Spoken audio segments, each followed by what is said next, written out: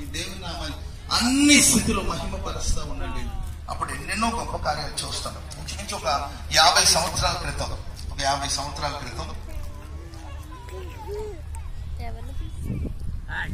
ఒక దైవ సేవకుడు, ఒక సామాన్యమైన దైవ సేవకుడు ఒక పల్లెటూరులో, తమిళనాడులో ఒక మారుమూల గ్రామంలో ఒక పెద్ద దైవజనులు చెప్తే నేను విన్నానండి ఆ సాక్ష్యం.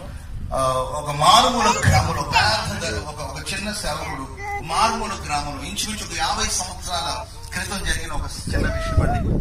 ఆ చిన్న బ్యాగ్ వేసుకొని కాలు నడకతో గ్రామాలు తిరిగి, దైవజనులు యేసన్ గారు ఎలా తిరిగి సేవ చేశారో అలా గ్రామాలు తిరిగి ఆయన సేవ చేస్తుండేవారంట.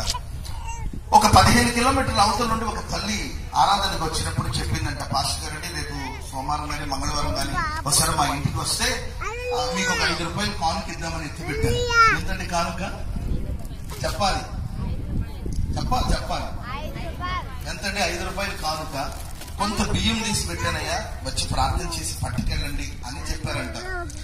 సరే, ఇంచుమించు 50 సంవత్సరాల క్రితం విషయం అండి. సరే, ఆ పాస్టర్ గారు సోమ మంగళవారం అప్పుడు వస్తారేమో, బియ్యం కోసం కాకపోయినా కానుకల కోసం కాకపోయినా ప్రార్థన చేయడం నేను వస్తాను తల్లి అని ఒక చిన్న బ్యాగ్ వేసుకుని ఆ ఊరు వెళ్ళారండి. 15 కిలోమీటర్లు బై వాక్, కాలు నడుకతో ఆయన నడుచుకుని వెళ్ళారండి. ఒక చిన్న గ్రామం అది.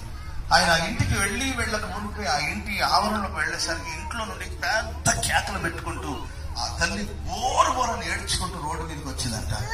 ఆశ్చర్యమ్మా ఏంటైతే ఏమైందమ్మా అని చెప్తే పరుగును వచ్చి ఆయన కాళ్ళ మీద పడి బోరుని ఏడుస్తాం. ఏమైందమ్మా అంటే అయ్యా ఏమైందని ఏమని చెప్పాలి అని చెప్పి భర్త సడన్ గా గుండెపోటు వచ్చి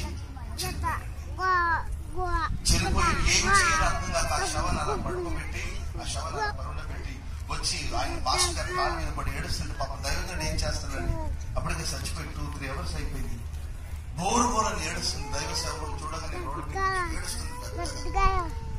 సరే, అప్పుడు దైవజనుడు కూడా భారంతో లోపలికి వెళ్ళాడు. ఏం చేస్తాడంటే శవాన్ని అలా ఒక చాపేసి దాని మీద పరువులో పెట్టారండి. ఆ శవాన్ని దైవజనుడు ఏం చేయాలో అర్థం కావట్లా. భక్తి కలిగిన దైవజనుడు అలాగే మోకాళ్ళ మీద పడి మోకాళ్ళ మీద కూర్చొని అలాగా శవం చూస్తున్నాడు. ఏం చేయగలుగుతాడు? ఏమని చెప్పగలుగుతాడు? ఆదరించగలిగిన కుటుంబం, ప్రేమించగలిగిన కుటుంబం, ప్రోత్సహించగలిగిన కుటుంబం, ఈ కుటుంబానికి ఇలాంటి పరిస్థితి వచ్చిందేంటి అని చెప్పి అలాగే మోకాళ్ళ కన్నీరు విడుస్తూ ఒక పాట పాడాడటండి.